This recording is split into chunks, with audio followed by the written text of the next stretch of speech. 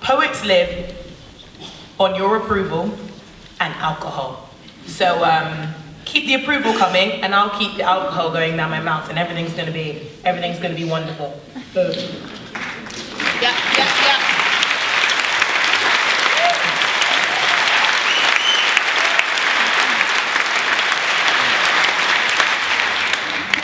We're such obnoxious people, us poets. Love me, approve of me, applaud me, and then feed me alcohol. Pretty simple equation, but it's quite strange.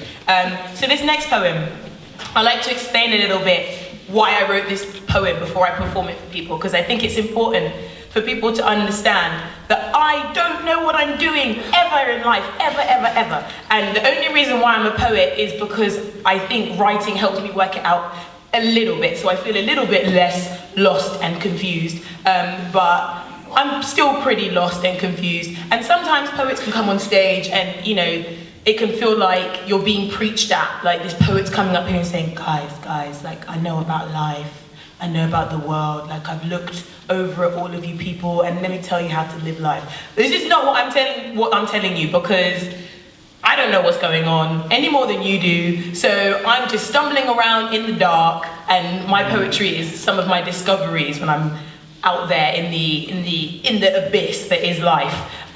Because sometimes, I don't know whether you have this, on Facebook you'll have one friend, you'll have this one hippie friend that shares a BuzzFeed list of 50 things to do to be better as a human, and it will be all this stuff that you don't do, like getting up at 6 a.m. to go for a run or do some yoga on a beach and then drink a broccoli smoothie or I don't know, blah, blah. And that person was like, I just want to share this so that everybody can just be better for themselves. Like, no, you shared that so that everybody can feel shit about themselves because they're not doing any of these things.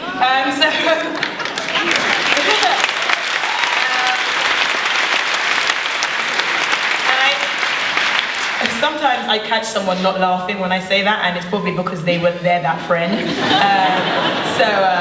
Yeah, sorry, stop doing that. We don't like it.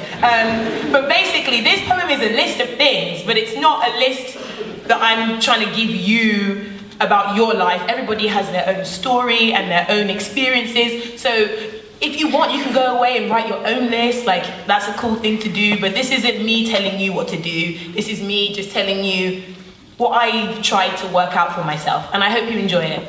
The poem is not as long as the explanation, but I think it's important that you understand that's where I'm coming from. So it's called a personal malleable manifesto, but everybody in Germany that I've performed it to has called it 16 points. So 16 points. This is the poem. 1. Reserve the right to be wrong at all times. 2. Do not seek to be the best, seek to love it the most. 3. Laugh at yourself.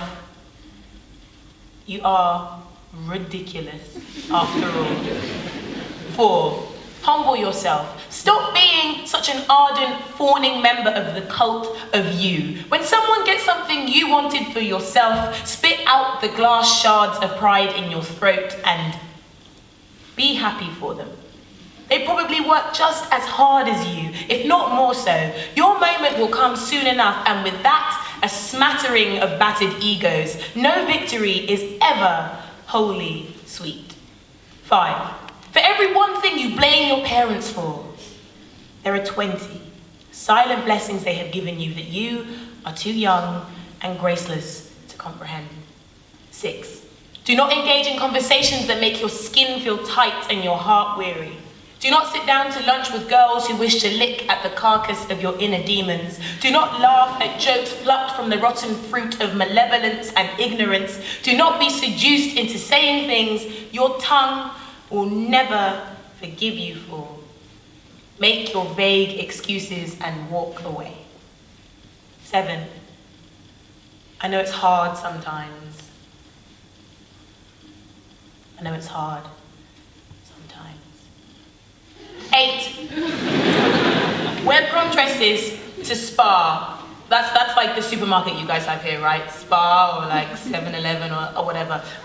Wear prom dresses to spa and sequins to casual coffee dates. Don't wait for special occasions that will never come. Youth was made for bright colours and hemlines that hug upper thighs. Give your future elderly self something to smile fondly about. 9. Do you want or do you want to be wanted? Assess why your stomach flutters the way it does. Perhaps you're more in love with the view from the pedestal you've been placed on than the heart-sick person who put you there. 10.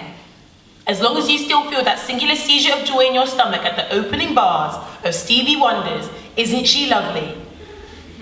There is hope for you yet. 11.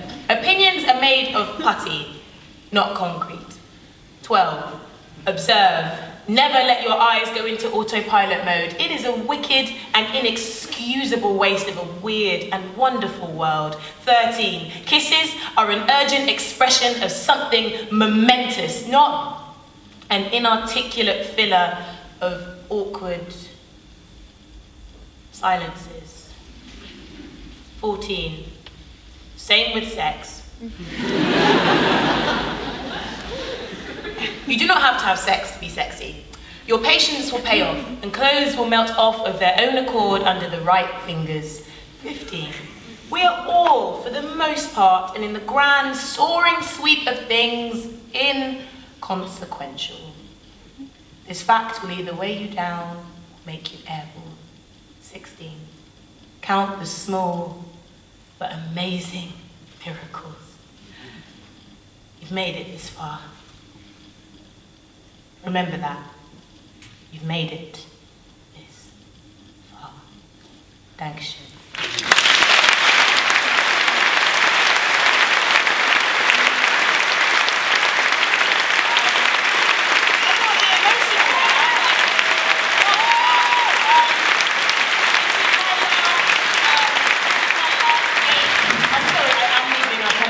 Like, shit, get this girl off the stage. I'm running out of time.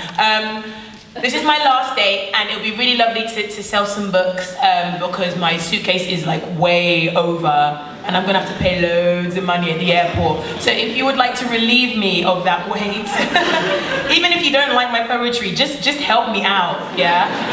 And buy a book. It's 12 euros. I'll be out in the reception area with some books, and come and say hello.